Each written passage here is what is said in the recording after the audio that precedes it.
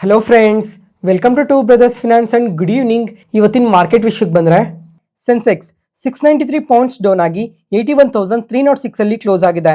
Nifty 213 points down ಆಗಿ 24,870 ಅಲ್ಲಿ close ಆಗಿದೆ.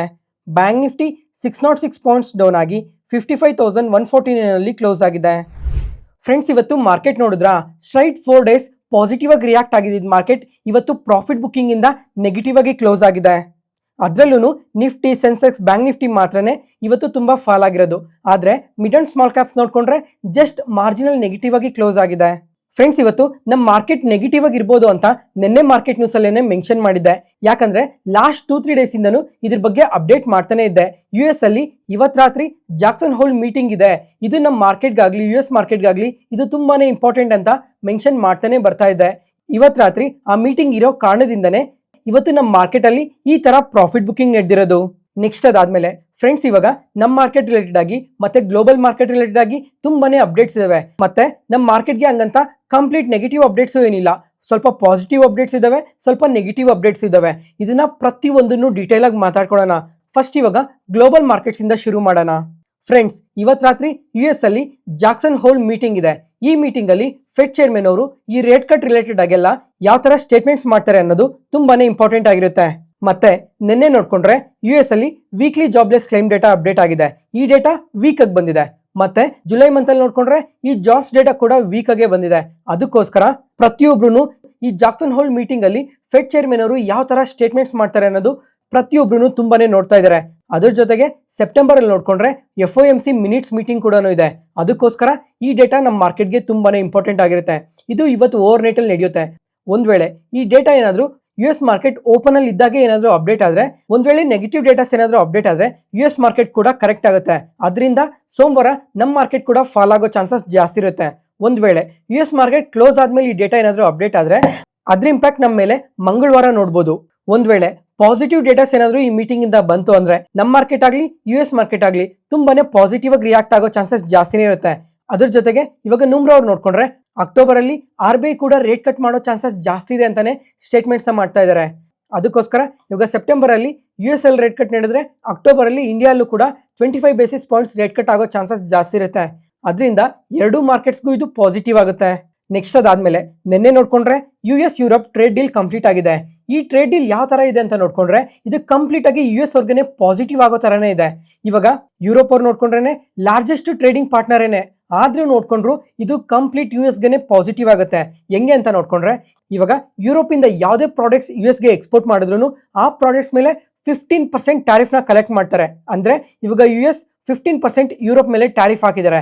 ಮುಂಚೆ ನೋಡ್ಕೊಂಡ್ರೆ 30% ಹಾಕಿದ್ರು. ಇವಾಗ ಟ್ರೇಡ್ ಡೀಲ್ ಕಂಪ್ಲೀಟ್ ಆಗಿರೋ ಕಾರಣದಿಂದ US ಎಕ್ಸ್ಪೋರ್ಟ್ಸ್ ಮೇಲೆ 15% ಟ್ಯಾರಿಫ್ ಹಾಕಿದ್ದಾರೆ. ಓಕೆನಾ? ಈ ಟ್ಯಾರಿಫ್ ಅಲ್ಲಿ ಯಾವ್ಯಾವ ಪ್ರಾಡಕ್ಟ್ಸ್ ಇನ್ಕ್ಲೂಡ್ ಆಗುತ್ತೆ ಅಂತ ನೋಡ್ಕೊಂಡ್ರೆ ಕಾರ್ಸ್, ಸೆಮಿಕಂಡಕ್ಟರ್, ಫಾರ್ಮಾ ಪ್ರಾಡಕ್ಟ್ಸ್, ಲುಂಬರ್, ಈ 4 ಪ್ರಾಡಕ್ಟ್ಸ್ಗೆ ಈ ತರ 15% ಟ್ಯಾರಿಫ್ ಹಾಕಿರೋದು.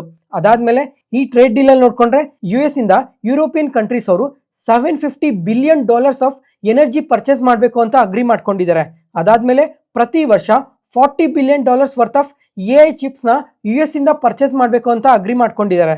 ಮತ್ತೆ ಕಮಿಂಗ್ ಟೈಮ್ ಅಲ್ಲಿ ಯುರೋಪಿಯನ್ ಯೂನಿಯನ್ ಅವರು $600 ಬಿಲಿಯನ್ ಇನ್ವೆಸ್ಟ್ ಮಾಡಬೇಕು US ಅಲ್ಲಿ ಯಾವ್ದಾದ್ರು ಕಂಪನೀಸ್ ನ ತರೋದಕ್ಕೆ ಅಥವಾ ಏನಾದ್ರು ಮ್ಯಾನುಫ್ಯಾಕ್ಚರಿಂಗ್ ಫೆಸಿಲಿಟಿನ ಓಪನ್ ಮಾಡೋದಕ್ಕೆ ಅಂತ ಈ ಟ್ರೇಡ್ ಡೀಲ್ ಅಲ್ಲಿ ಒಪ್ಕೊಂಡಿದ್ದಾರೆ.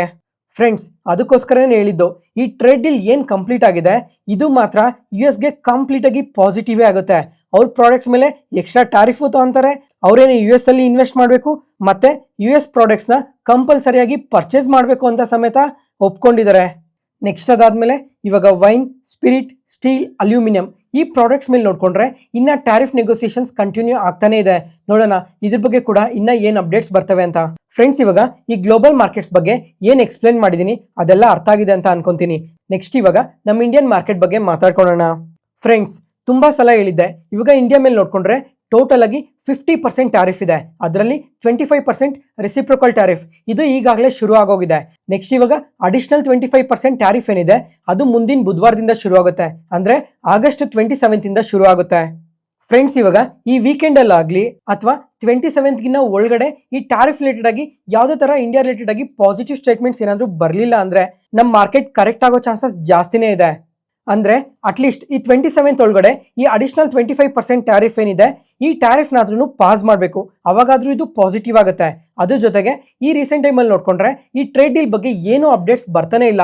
ಇವಾಗ 6th ರೌಂಡ್ ಆಫ್ ನೆಗೋಸಿಯೇಷನ್ ಕೂಡ ನೆಕ್ಸ್ಟ್ ವೀಕಲ್ಲೇ ಇತ್ತು, ಅದನ್ನು ಕೂಡ ಪೋಸ್ಟ್ಪೋನ್ ಮಾಡಿದ್ದಾರೆ. ಅಂದ್ರೆ ನಮ್ಮ ಇಂಡಿಯಾ ರಿಲೇಟೆಡ್ ಆಗಿ ಯಾವುದೇ ತರ ಟ್ರೇಡ್ ಡೀಲ್ ಕೂಡ ನಡೀತಾ ಇಲ್ಲ, ಈ ಟ್ಯಾರಿಫ್ನ ಪಾಸ್ ಮಾಡ್ತೀವಿ ಅಂತ ಕೂಡ ಸ್ಟೇಟ್ಮೆಂಟ್ಸ್ ಬರ್ತಾ ಇಲ್ಲ.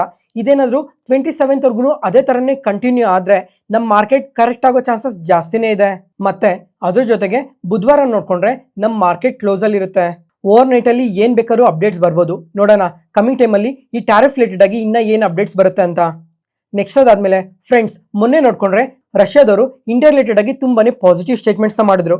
ಏನಂದ್ರೆ US ಅಲ್ಲಿ ಈ ಟ್ಯಾರಿಫ್ ಅನ್ಸರ್ಟನಿಟೀಸ್ ಏನಾದ್ರು ಫೇಸ್ ಮಾಡಿದ್ರೆ ನಿಮ್ ಪ್ರಾಡಕ್ಟ್ಸ್ ನ ರಷ್ಯಾಗೆ ಎಕ್ಸ್ಪೋರ್ಟ್ ಮಾಡಿ ಅಂತ ಸ್ಟೇಟ್ಮೆಂಟ್ಸ್ ಮಾಡಿದ್ರು.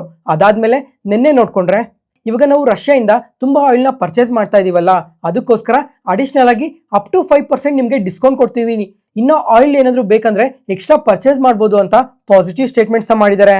ಮತ್ತೆ ಅದಾದ್ಮೇಲೆ ಇವಾಗ ಚೈನಾ ಜೊತೆ ನೋಡ್ಕೊಂಡ್ರು ಇಂಡಿಯಾ ರಿಲೇಟೆಡ್ ಆಗಿ ತುಂಬಾ ಒಳ್ಳೆ ಸಂಬಂಧ ಡೆವಲಪ್ ಆಗ್ತಾ ಇದೆ. ಈ ರೀಸೆಂಟ್ ಟೈಮಲ್ಲೇ ಚೈನೀಸ್ ಫಾರಿನ್ ಮಿನಿಸ್ಟರ್ ಅವರು ನಮ್ಮ ಇಂಡಿಯಾಗೆ ಬಂದ್ರು. ಆ ಟೈಮಲ್ಲಿ ಈ ರೇರ್ ಅರ್ತ್ ಮ್ಯಾಗ್ನೆಟ್ಸ್ ರಿಲೇಟೆಡ್ ಆಗಿ ಏನೇ ರಿಸ್ಟ್ರಿಕ್ಷನ್ಸ್ ಇದ್ವೋ ಅವನ್ನೆಲ್ಲ ರಿಮೂವ್ ಮಾಡಿದ್ರು. ಅದರಿಂದ ನಮ್ಮ ಇಂಡಿಯನ್ ಕಂಪನೀಸ್ಗೆ ಇದು ತುಂಬಾನೇ ಪಾಸಿಟಿವ್ ಆಗುತ್ತೆ. ಮತ್ತೆ ಇವತ್ತು ನೋಡ್ಕೊಂಡ್ರೆ ಇನ್ನೊಂದು ಡೇಟಾ ಕೂಡ ಅಪ್ಡೇಟ್ ಮಾಡಿದ್ದಾರೆ. ಏನಂದ್ರೆ ಇವಾಗ ಇಂಡಿಯಾ ಮೇಲೆ ಹೈಯೆಸ್ಟ್ ಟ್ಯಾರಿಫ್ ಇದೆ ಅಲ್ಲ, ಅದರಿಂದ ಈ ಟ್ಯಾರಿಫ್ ಇಶ್ಯೂಸ್ ಏನಾದ್ರು ಇದೇ ತರ ಜಾಸ್ತಿ ಆದ್ರೆ ನಿಮ್ ಪ್ರಾಡಕ್ಟ್ಸ್ ನ ನಮ್ ಚೈನಾಗೆ ಎಕ್ಸ್ಪೋರ್ಟ್ ಮಾಡಿ ಅಂತ ಪಾಸಿಟಿವ್ ಸ್ಟೇಟ್ಮೆಂಟ್ಸ್ ಮಾಡಿದ್ದಾರೆ. ಫ್ರೆಂಡ್ಸ್, ಇದಂತೂ ನಮ್ಮ ಇಂಡಿಯಾ ರಿಲೇಟೆಡ್ ಆಗಿ ತುಂಬಾನೇ ಪಾಸಿಟಿವ್ ಆಗುತ್ತೆ. ಇವಾಗ ಚೈನಾ ಜೊತೆ ಆಗ್ಲಿ ರಷ್ಯಾ ಜೊತೆ ಆಗ್ಲಿ ಒಳ್ಳೆ ಸಂಬಂಧನೇ ಡೆವಲಪ್ ಆಗ್ತಾ ಇದೆ. ನೋಡ್ಬೇಕು ಇದ್ರ ಬಗ್ಗೆ ಎಲ್ಲ ಇನ್ನ ಏನ್ ಅಪ್ಡೇಟ್ಸ್ ಬರುತ್ತೆ ಅಂತ. ಅದಾದ್ಮೇಲೆ ನೆಕ್ಸ್ಟ್ ವೀಕಲ್ಲಿ ನೋಡ್ಕೊಂಡ್ರೆ SCO ಸಮ್ಮಿಟ್ ಕೂಡ ಇದೆ. ಈ SCO ಸಮ್ಮಿಟ್ ಅಲ್ಲಿ ನಮ್ಮ ಪ್ರಧಾನಿ ಅವರು ಚೈನಾಗೆ ವಿಸಿಟ್ ಮಾಡ್ತಾ ಇದ್ದಾರೆ. ಅದೇ ಟೈಮಲ್ಲಿ ರಷ್ಯನ್ ಪ್ರೆಸಿಡೆಂಟ್ ಆದ ಪುಟಿನ್ ಅವರು ಸಮೇತ ಚೈನಾಗ್ ಬರ್ತಾ ಇದ್ದಾರೆ. ನೋಡೋಣ ಈ SCO ಸಮ್ಮಿಟ್ ಅಲ್ಲಿ ಇನ್ನ ಏನ್ ಅಪ್ಡೇಟ್ಸ್ ಬರುತ್ತೆ ಅಂತ. ಮತ್ತೆ ಫ್ರೆಂಡ್ಸ್, ಇವಾಗ ನಮ್ಮ ಮಾರ್ಕೆಟ್ ಟೈಮಲ್ಲಿ ಇನ್ನೊಂದು ಡೇಟಾ ಅಪ್ಡೇಟ್ ಆಗಿದೆ.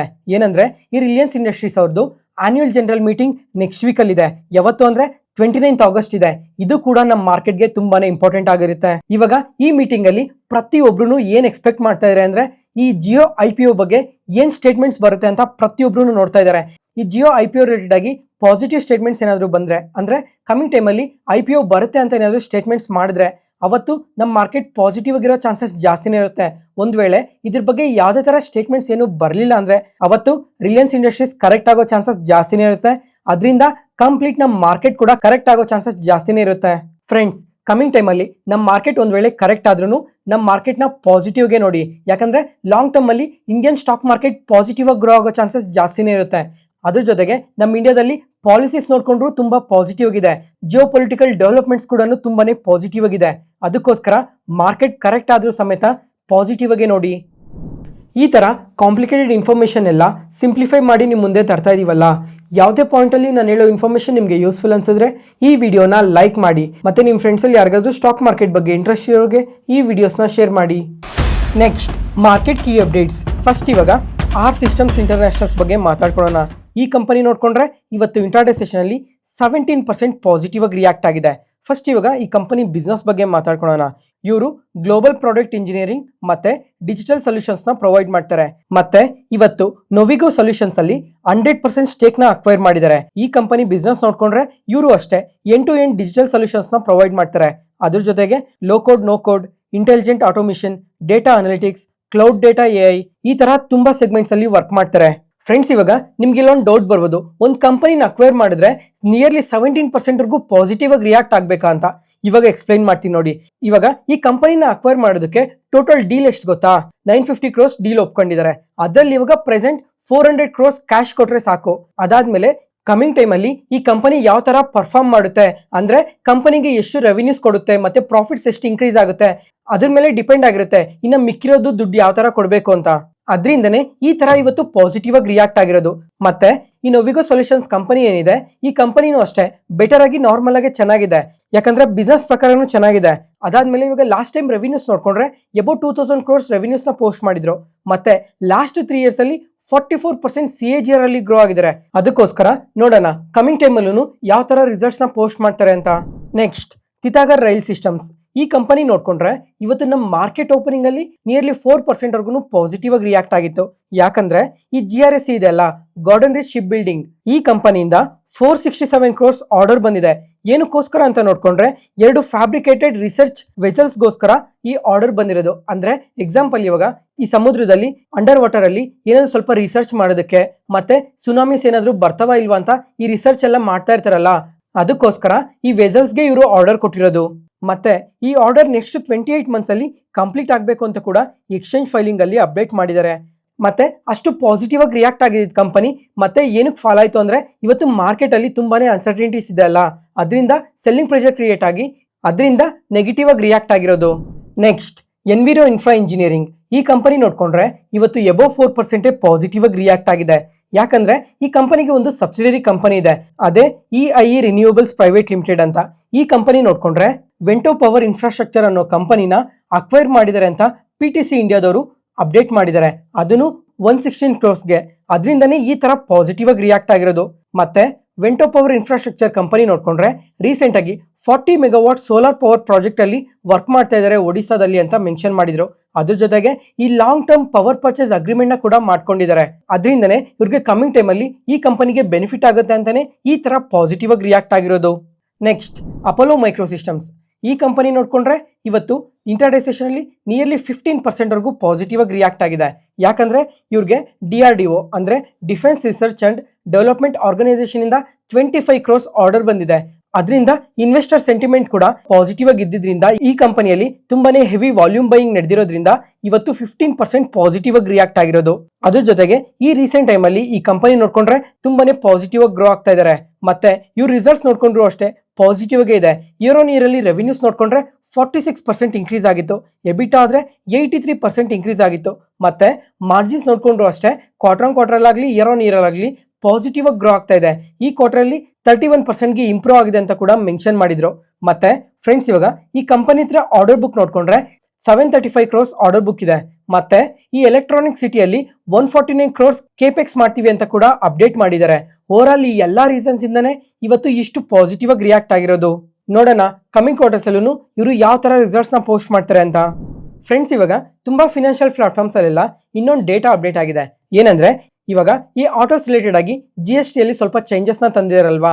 ಅಂದ್ರೆ ಇವಾಗ 1200cc ಕಾರ್ಸ್ ಇರುತ್ತಲ್ಲ, ಆ ಕಾರ್ಸ್ಗೆ ಮುಂಚೆ ನೋಡ್ಕೊಂಡ್ರೆ 28% GST ಇತ್ತು, ಮತ್ತೆ 1% ಸೆಸ್ ಇತ್ತು. ಅದಕ್ಕೆ ಇವಾಗ ಸ್ವಲ್ಪ ಚೇಂಜಸ್ ನ ತಂದು 18% GSTಗೆ ಕಮ್ಮಿ ಮಾಡಿದಾರಲ್ಲ, ಅದರಿಂದ ಈ ಆಟೋ ಬುಕಿಂಗ್ಸ್ ಕಮ್ಮಿ ಆಗ್ತಾ ಇದಾವೆ ಅಂತ ಅಪ್ಡೇಟ್ ಮಾಡಿದ್ದಾರೆ. ಅಂದ್ರೆ ಇವಾಗ ಜನಗಳು ನೆಕ್ಸ್ಟ್ 2 ಮಂತ್ಸ್ ಅಲ್ಲಿ ಪ್ರೈಸಸ್ ಎಲ್ಲ ಕಮ್ಮಿ ಆಗ್ತಾ ಇರೋದಕ್ಕೆ ಆ ಕಮ್ಮಿ ಆಗೋವರೆಗೂ ವೆಯ್ಟ್ ಮಾಡಿ ಆಮೇಲೆ ತಗೊಳ್ಳೋಣ ಅಂತ ಪ್ರತಿಯೊಬ್ರು ಯೋಚನೆ ಮಾಡ್ತಾ ಇರ್ಬೋದು. ಅದರಿಂದ ಈ ಕಾರ್ ಬುಕಿಂಗ್ಸ್ ಅನ್ನೋದು ತುಂಬಾನೇ ಕಮ್ಮಿ ಆಗ್ತಾ ಇದಾವೆ ಅಂತ ಅಪ್ಡೇಟ್ ಮಾಡಿದ್ದಾರೆ. ಫ್ರೆಂಡ್ಸ್, ಇವಾಗ ಈ ಕಾರ್ ಬುಕಿಂಗ್ಸ್ ಏನಾದ್ರು ಕಮ್ಮಿ ಆಗ್ತಾ ಹೋದ್ರೆ ಇವಾಗ ನೆಕ್ಸ್ಟ್ ಮಂತ್ ಅಲ್ಲಿ ಆಟೋ ಸೇಲ್ಸ್ ಡೇಟಾ ಮೇಲೆ ತುಂಬಾನೇ ಎಫೆಕ್ಟ್ ಮಾಡುತ್ತೆ. ಅದಾದ್ಮೇಲೆ ಸೆಪ್ಟೆಂಬರ್ ಆಟೋ ಸೇಲ್ಸ್ ಡೇಟಾ ಮೇಲೂ ತುಂಬಾನೇ ಎಫೆಕ್ಟ್ ಮಾಡುತ್ತೆ. ಅದಕ್ಕಿನ್ನ ಇನ್ನೊಂದು ಇಂಪಾರ್ಟೆಂಟ್ ಥಿಂಗ್ ಏನು ಅಂತ ಅಂದ್ರೆ ಈ ವರ್ಷ ದಸರಾ ಹಬ್ಬ ಅಕ್ಟೋಬರ್ ಫಸ್ಟ್ ವೀಕ್ ಅಲ್ಲೇ ಬಂದಿದೆ. ಇವಾಗ ಇವ್ರು ನೋಡಿದ್ರೆ GST ನ ಯಾವಾಗ ಕಮ್ಮಿ ಮಾಡ್ತೀವಿ ಅಂತ ಹೇಳಿದ್ರೆ ಹೇಳಿ, ದಿವಾಲಿ ಟೈಮ್ಗೆ ಕಮ್ಮಿ ಮಾಡ್ತೀವಿ ಅಂತ ಅಂದ್ರು. ಇವಾಗ ದಸರಾ ಟೈಮಲ್ಲೇ ಮೋಸ್ಟ್ ಆಫ್ ದ ಸೇಲ್ಸ್ ಎಲ್ಲ ನಡಿಬೇಕಾಗಿದ್ದು. ಒಂದು ವೇಳೆ ಈ ದಸರಾ ಟೈಮಲ್ಲಿ ಏನಾದ್ರು ಸೇಲ್ಸ್ ಏನಾದ್ರು ಡ್ರಾಪ್ ಆದ್ರೆ ಕಮಿಂಗ್ ಮಂತ್ಸ್ ಅಲ್ಲೂ ಅದರ ಎಫೆಕ್ಟ್ ಇದ್ದೇ ಇರುತ್ತೆ. ಮತ್ತೆ ಫ್ರೆಂಡ್ಸ್, ಇವಾಗ ಈ 1200cc ಕಾರ್ಸ್ ಅಂದ್ರೆ 10 ಲಕ್ಷದಿಂದ 15 ಲಕ್ಷದವರೆಗೂ ಇರುತ್ತಲ್ಲ, ಅಂದ್ರೆ ಇವಾಗ 10% GST ಕಮ್ಮಿ ಮಾಡ್ಕೊಂಡಿರೋದಕ್ಕೆ ಮಿನಿಮಮ್ 1.5 ಲಕ್ಷನೋ 2 ಲಕ್ಷನೋ ಸೇವ್ ಆಗೇ ಆಗುತ್ತೆ ಪ್ರತಿಯೊಬ್ಬರಿಗೂ. ಅದಕ್ಕೋಸ್ಕರ ಪ್ರತಿಯೊಬ್ರು ಕಾರ್ನ ಬೈ ಮಾಡ್ಬೇಕು ಅನ್ಕೊಂಡಿರೋರೆಲ್ಲ ಪೋಸ್ಟ್ಪೋನ್ ಮಾಡೋ ಚಾನ್ಸಸ್ ತುಂಬಾನೇ ಜಾಸ್ತಿ ಇರುತ್ತೆ. ಅದಾದ್ಮೇಲೆ ಇನ್ನೊಂದು ಇಂಪಾರ್ಟೆಂಟ್ ಏನು ಅಂತ ಅಂದ್ರೆ ಫ್ರೆಂಡ್ಸ್, ಇವಾಗ ನಮಗೆ ಕ್ವಾರ್ಟರ್ 1 ಯಾವಾಗ ಶುರು ಆಗುತ್ತೆ ಹೇಳಿ? April, May, June. ಇವಾಗ ಕ್ವಾರ್ಟರ್ 1 ನಮ್ಗೆ ಈ 3 ಮಂತ್ಸ್ ಅಲ್ಲಿ ಇರುತ್ತೆ. ಅದಾದ್ಮೇಲೆ ಸೆಕೆಂಡ್ ಕ್ವಾರ್ಟರ್ ನೋಡ್ಕೊಂಡ್ರೆ ಜುಲೈ, ಆಗಸ್ಟ್, ಸೆಪ್ಟೆಂಬರ್ ಈ 3 ಮಂತ್ಸ್ ಡೇಟಾ ಆದ್ಮೇಲೆ ಈ ಕ್ವಾರ್ಟರ್ 2 ಡಿಸೈಡ್ ಆಗುತ್ತಲ್ಲ. ಅಂದ್ರೆ ಇವಾಗ ಈ ಆಟೋ ಸೆಕ್ಟರ್ ಬಗ್ಗೆ ನೋಡ್ಕೊಂಡ್ರೆ ಇವಾಗ ನಮ್ಮ ಪ್ರೈಮ್ ಮಿನಿಸ್ಟರ್ ಆದ ನರೇಂದ್ರ ಮೋದಿ ಅವರು ಆಗಸ್ಟ್ 15 ಈ ಡೇಟಾನ ಅಪ್ಡೇಟ್ ಮಾಡಿದ್ರು. GST ಅಲ್ಲಿ ಸ್ವಲ್ಪ ಚೇಂಜಸ್ ತರ್ತೀವಿ ಅಂತ. ಅಂದ್ರೆ ಜುಲೈ ಮತ್ತೆ ಆಗಸ್ಟ್ ಅಂದ್ರೆ 1.5 ತಿಂಗಳಲ್ಲಿ ನಾರ್ಮಲ್ ಆಗಿ ಸೇಲ್ಸ್ ನಡೆದಿರ್ಬೋದು. ಅದಾದ್ಮೇಲೆ ಈ 1.5 ತಿಂಗಳು ಅಂದ್ರೆ ಆಗಸ್ಟ್ 15 ಇಂದ ಸೆಪ್ಟೆಂಬರ್ 30 ವರ್ಗು ಸೆಕೆಂಡ್ ಕ್ವಾರ್ಟರ್ ಇರುತ್ತಲ್ಲ, ಈ 1.5 ತಿಂಗಳಲ್ಲಿ ಸೇಲ್ಸ್ ಏನಾದ್ರು ಡ್ರಾಪ್ ಆದ್ರೆ ಕ್ವಾರ್ಟರ್ 2 ಅಲ್ಲಿ ಪ್ರತಿ ಒಂದು ಕಂಪನಿಗೂ ಇದು ತುಂಬಾನೇ ಎಫೆಕ್ಟ್ ಆಗುತ್ತೆ ಸೇಲ್ಸ್ ಅಲ್ಲಿ. ಅದರಿಂದ ಈ ಕ್ವಾರ್ಟರ್ 2 ರಿಸಲ್ಟ್ಸ್ ಅಲ್ಲಿ ಈ ಆಟೋ ಸೆಕ್ಟರ್ ವೀಕ್ ರಿಸಲ್ಟ್ಸ್ ನ ಪೋಸ್ಟ್ ಮಾಡೋ ಚಾನ್ಸಸ್ ಕೂಡ ತುಂಬಾನೇ ಜಾಸ್ತಿ ಇದೆ. ಫ್ರೆಂಡ್ಸ್, ಇವಾಗ ಇದ್ರ ಬಗ್ಗೆ ನಿಮ್ಮ ಒಪಿನಿಯನ್ ನ ಕಮೆಂಟ್ ಸೆಷನ್ ಅಲ್ಲಿ ಕಮೆಂಟ್ ಮಾಡಿ. ಅದಾದ್ಮೇಲೆ ನೀವ್ ಯಾರಾದ್ರೂ ಇವಾಗ ಕಾರ್ನ ಬೈ ಮಾಡ್ಬೇಕು ಅಂತ ಇದ್ದು ಪೋಸ್ಟ್ಪೋನ್ ಮಾಡಿದ್ರೆ ಒಂದ್ಸಲ ನೀವು ಸಮೇತ ಕಮೆಂಟ್ ಸೆಷನ್ ಅಲ್ಲಿ ಕಮೆಂಟ್ ಮಾಡಿ. ಅದ್ರ ಜೊತೆಗೆ ನೀವು ಯಾವ ಕಾರ್ನ ಬೈ ಮಾಡ್ತಾ ಇದ್ದೀರಾ ಅಂತ ಸಮೇತ ಒಂದ್ಸಲ ಕಮೆಂಟ್ ಸೆಕ್ಷನ್ ಅಲ್ಲಿ ಕಮೆಂಟ್ ಮಾಡಿ. ಮತ್ತೆ ಫ್ರೆಂಡ್ಸ್, ಇವಾಗ ಈ GST ಅಲ್ಲಿ ಸ್ವಲ್ಪ ಚೇಂಜಸ್ ತಂದಿರಲ್ಲ, ಇದು ಬರೀ ಆಟೋ ಸೆಕ್ಟರ್ಗೆ ಮಾತ್ರನೇ ಸ್ವಲ್ಪ ಎಫೆಕ್ಟ್ ಆಗ್ತಿರೋ ತರ ಕಾಣ್ತಾ ಇರೋದು. ಇನ್ನು ಮಿಕ್ಕಿರೋ ಸೆಕ್ಟರ್ಸ್ ಏನಿದೆ ಅವಕ್ಕೆಲ್ಲ ಇದು ಪಾಸಿಟಿವ್ ಆಗುತ್ತೆ. ಯಾಕಂದ್ರೆ ದಿನನಿತ್ಯ ಬಳಸೋ ವಸ್ತುಗಳೆಲ್ಲ ಈ FMCG ಪ್ರಾಡಕ್ಟ್ಸ್ಗಾದ್ರೆ ಯಾವುದೇ ತರ ಎಫೆಕ್ಟ್ ಏನೂ ಆಗಲ್ಲ.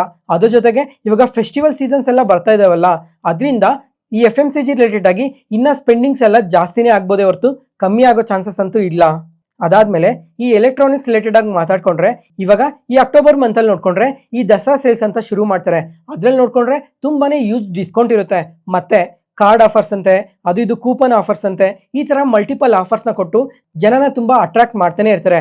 ಅದರಿಂದ ಯಾವ ಸೆಕ್ಟರ್ಗೂ ಇದು ಅಷ್ಟಾಗಿ ಎಫೆಕ್ಟ್ ಮಾಡಲ್ಲ, ಬರೀ ಆಟೋ ಸೆಕ್ಟರ್ಗೆ ಮಾತ್ರನೇ. ನೋಡೋಣ ಇದ್ರ ಬಗ್ಗೆ ಎಲ್ಲ ಕಮಿಂಗ್ ಟೈಮಲ್ಲಿ ಇನ್ನ ಏನು ಅಪ್ಡೇಟ್ಸ್ ಬರ್ತವೆ ಅಂತ. ನೆಕ್ಸ್ಟ್ ಅದಾದ್ಮೇಲೆ ಕ್ಲೀನ್ ಸೈನ್ಸ್ ಅಂಡ್ ಟೆಕ್ನಾಲಜೀಸ್, ಈ ಕಂಪನಿ ಬಗ್ಗೆ ನಿನ್ನೆ ಮಾರ್ಕೆಟ್ ನ್ಯೂಸ್ ಅಲ್ಲಿ ಮಾತಾಡ್ಕೊಂಡಿದ್ವಿ. ಏನಂತ ಅಂದ್ರೆ ಈ ಕಂಪನಿಯಲ್ಲಿ ಬ್ಲಾಕ್ ಡೀಲ್ ನಡೆದಿದೆ. ಅದ್ರ ಜೊತೆಗೆ ಈ ಕಂಪನಿ ಶೇರ್ ಪ್ರೈಸ್ ನೋಡ್ಕೊಂಡ್ರು ತುಂಬಾನೇ ವೊಲಟೈಲ್ ಆಗಿ ರಿಯಾಕ್ಟ್ ಆಗಿದೆ ಅಂತ ಮಾತಾಡ್ಕೊಂಡಿದ್ವಲ್ಲ. ಇವಾಗ ಈ ಬ್ಲಾಕ್ ಡೀಲ್ ಅಲ್ಲಿ ಯಾವ್ಯಾವ ಕಂಪನೀಸ್ ಈ ಶೇರ್ಸ್ ನ ಬೈ ಮಾಡಿದ್ದಾರೆ ಅಂತ ನೋಡ್ಕೊಂಡ್ರೆ, ಬಜಾಜ್ ಅಲಿಯನ್ಸ್ ಲೈಫ್ ಇನ್ಶೂರೆನ್ಸ್ ಅವರು ಬೈ ಮಾಡಿದ್ದಾರೆ, ಮತ್ತೆ ನಿಪಾನ್ ಇಂಡಿಯಾ ಮ್ಯೂಚುವಲ್ ಫಂಡ್ಸ್ ಅವರು ಬೈ ಮಾಡಿದ್ದಾರೆ, SBI ಮ್ಯೂಚುವಲ್ ಫಂಡ್ಸ್ ಅವರು ಬೈ ಮಾಡಿದ್ದಾರೆ. ನೋಡೋಣ ಕಮಿಂಗ್ ಟೈಮ್ ಅಲ್ಲಿ ಇನ್ನ ಯಾವ ತರ ಗ್ರೋ ಆಗುತ್ತೆ ಈ ಕಂಪನಿ ಅಂತ. ಯಾಕಂದ್ರೆ ಈ ತರ ಟಾಪ್ ಮ್ಯೂಚುವಲ್ ಫಂಡ್ಸ್ ಎಲ್ಲ ಬೈ ಮಾಡಿದ್ರಲ್ಲ, ಅದರಿಂದ. ಫ್ರೆಂಡ್ಸ್, ಇವತ್ತು ಆದಿತ್ಯ ಬಿರ್ಲಾ ಗ್ರೂಪ್ಗೆ ಸೇರಿರೋ ಹಿಂಡಾಲ್ಕೋ ಕಂಪನಿ ಬಗ್ಗೆ ಒಂದು ಇಂಟ್ರೆಸ್ಟಿಂಗ್ ಅಪ್ಡೇಟ್ ಬಂದಿದೆ. ಏನಂದ್ರೆ ಇವತ್ತು AGM ಕಂಪ್ಲೀಟ್ ಆಗಿದೆ. ಈ AGM ಅಲ್ಲಿ ನೋಡ್ಕೊಂಡ್ರೆ ಲಾಸ್ಟ್ ಫಿನಾನ್ಷಿಯಲ್ ಇಯರ್ ಅಲ್ಲಿ ನೋಡ್ಕೊಂಡ್ರೆ 18,000 ಕೋಟಿ ಕೇಪೆಕ್ಸ್ ಮಾಡಿದೀವಿ ಅಂತ ಅಪ್ಡೇಟ್ ಮಾಡಿದ್ದಾರೆ. ಮತ್ತೆ ಈ ಆನ್ಯುವಲ್ ಜನರಲ್ ಮೀಟಿಂಗ್ ಅಲ್ಲಿ ನೋಡ್ಕೊಂಡ್ರೆ ನೆಕ್ಸ್ಟ್ 5 ಇಯರ್ಸ್ ಅಲ್ಲಿ 83,000 ಕೋಟಿ ಕೇಪೆಕ್ಸ್ ಪ್ಲಾನ್ ಇದೆ ಅಂತ ಅಪ್ಡೇಟ್ ಮಾಡಿದ್ದಾರೆ. ಅದನ್ನು ಇಂಡಿಯನ್ ಬಿಸ್ನೆಸ್ ಅಲ್ಲಿ ಮತ್ತೆ ಓವರ್ಸೀಸ್ ಬಿಸ್ನೆಸ್ ಅಲ್ಲಿ. ಮತ್ತೆ ಫ್ರೆಂಡ್ಸ್, ಇವಾಗ ಹಿಂಡಾಲ್ಕೋ ಅವ್ರು ನೋಡ್ಕೊಂಡ್ರೆ ಈ ಅಲ್ಯೂಮಿನಿಯಂ ರಿಲೇಟೆಡ್ ಆಗಿ ಮತ್ತೆ ಕಾಪರ್ ರಿಲೇಟೆಡ್ ಆಗಿ ವರ್ಕ್ ಮಾಡ್ತಾರೆ. ಅದ್ರ ಜೊತೆಗೆ ಇವ್ರಿಗೆ ನೋವಲಿಸ್ ಅನ್ನೋ ಒಂದು ಬಿಸ್ನೆಸ್ ಕೂಡ ಇದೆ. ಇದ್ರಲ್ಲಿ ನೋಡ್ಕೊಂಡ್ರೆ ಈ ಮೆಟಲ್ ರೀಸೈಕ್ಲಿಂಗ್ ಮಾಡ್ತಾರಲ್ಲ, ಈ ಮೆಟಲ್ ರೀಸೈಕ್ಲಿಂಗ್ ಸೆಗ್ಮೆಂಟ್ ಅಲ್ಲಿ ವರ್ಕ್ ಮಾಡುತ್ತೆ. ಅದಕ್ಕೋಸ್ಕರ ಈ ಎರಡು ಕಂಪನೀಸ್ ರಿಲೇಟೆಡ್ ಆಗಿ ಇವಾಗ ಕೇಪೆಕ್ಸ್ ಮಾಡ್ತಾ ಇರೋದು. ಅದ್ರ ಜೊತೆಗೆ ಕಮಿಂಗ್ ಇಯರ್ಸ್ ಅಲ್ಲಿ ನೋಡ್ಕೊಂಡ್ರೆ ಈ ಕಾಪರ್ ಟ್ಯೂಬ್ ಪ್ಲಾಂಟ್ಸ್ ನ, ಇ ವೇಸ್ಟ್ ಮತ್ತೆ ಕಾಪರ್ ರೀಸೈಕ್ಲಿಂಗ್ ಪ್ಲಾಂಟ್ ನ ಕೂಡ ಶುರು ಮಾಡ್ತೀವಿ ಅಂತ ಅಪ್ಡೇಟ್ ಮಾಡ್ತಾ ಇದ್ದಾರೆ. ನೋಡೋಣ ಕಮಿಂಗ್ ಟೈಮ್ ಅಲ್ಲಿ ಇನ್ನ ಎಷ್ಟು ಗ್ರೋ ಆಗುತ್ತೆ ಅಂತ. ಯಾಕಂದ್ರೆ 83,000 ಕೋಟಿ ಕೇಪೆಕ್ಸ್ ಪ್ಲಾನ್ ಬಗ್ಗೆ ಅನೌನ್ಸ್ ಮಾಡಿದಾರಲ್ಲ, ಅದಕ್ಕೋಸ್ಕರ.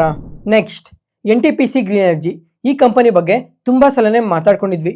ಏನಂದ್ರೆ ಈ ಕವಾಡ ಸೋಲಾರ್ ಎನರ್ಜಿ ಪ್ರಾಜೆಕ್ಟ್ ರಿಲೇಟೆಡ್ ಆಗಿ ಮಲ್ಟಿಪಲ್ ಟೈಮ್ಸ್ ಅಪ್ಡೇಟ್ ಮಾಡ್ತಾ ಬಂದಿದ್ವಿ. ಇವತ್ತು ನೋಡ್ಕೊಂಡ್ರೆ ಈ 3rd ಫೇಸ್ ಆಪರೇಷನ್ ನ ಕೂಡ ಶುರು ಮಾಡಿದೀವಿ ಅಂತ ಅಪ್ಡೇಟ್ ಮಾಡಿದ್ದಾರೆ. ಇವಾಗ ಈ 3rd ಫೇಸ್ ಅಲ್ಲಿ ನೋಡ್ಕೊಂಡ್ರೆ 49 ಮೆಗಾವಾಟ್ಸ್ ಸೋಲಾರ್ ಪವರ್ ನ ಜನರೇಟ್ ಮಾಡೋ ಅಷ್ಟು ಕೆಪಾಸಿಟಿ ಇದೆ ಅಂತ ಮೆನ್ಷನ್ ಮಾಡಿದ್ದಾರೆ. ಮತ್ತೆ ಸೆಕೆಂಡ್ ಫೇಸ್ ಅಲ್ಲಿ ನೋಡ್ಕೊಂಡ್ರೆ 142 ಮೆಗಾವಾಟ್ಸ್ ಬಗ್ಗೆ ಅಪ್ಡೇಟ್ ಮಾಡಿದ್ದೆ. ಯಾವಾಗ ಅಂದ್ರೆ ಈ ಜೂನ್ ಮಂತ್ ಅಲ್ಲಿ. ಅದಾದ್ಮೇಲೆ ಫಸ್ಟ್ ಫೇಸ್ ಅಲ್ಲಿ ನೋಡ್ಕೊಂಡ್ರೆ ಲಾಸ್ಟ್ ಇಯರ್ ಮಾತಾಡ್ಕೊಂಡಿದ್ವಿ. ಇವಾಗ 3rd ಫೇಸ್ ಕೂಡ ಸಕ್ಸಸ್ಫುಲ್ ಆಗಿ ಕಮರ್ಷಿಯಲ್ ಆಗಿ ಆಪರೇಷನ್ಸ್ ಗೆ ಬಂದಿದೆ. ನೋಡೋಣ ಕಮಿಂಗ್ ಟೈಮ್ ಅಲ್ಲೂ ಇನ್ನ ಎಷ್ಟು ಇವ್ರು ಗ್ರೋ ಆಗ್ತಾರೆ ಅಂತ. ಈ ವಿಡಿಯೋನ ಇಲ್ಲಿವರೆಗೂ ನೋಡ್ತಾ ಇದ್ದೀರಾ ಅಂದರೆ ನಾನು ಹೇಳ್ತಿರೋ ಇನ್ಫಾರ್ಮೇಷನ್ ನಿಮಗೆ ತುಂಬ ಉಪಯೋಗ ಆಗ್ತಾ ಇದೆ ಅಂತ ಅನ್ಕೊಂತೀನಿ. ಅದಕ್ಕೋಸ್ಕರ ಈ ಚಾನಲ್ನ ಸಬ್ಸ್ಕ್ರೈಬ್ ಆಗಿ ಮತ್ತೆ ಈ ವಿಡಿಯೋನ ಲೈಕ್ ಮಾಡಿ. ನಾನು ಪೋಸ್ಟ್ ಮಾಡೋ ಪ್ರತಿ ವಿಡಿಯೋನು ತಪ್ಪದೆ ನೋಡಿರೋಂತೆ. Thank you.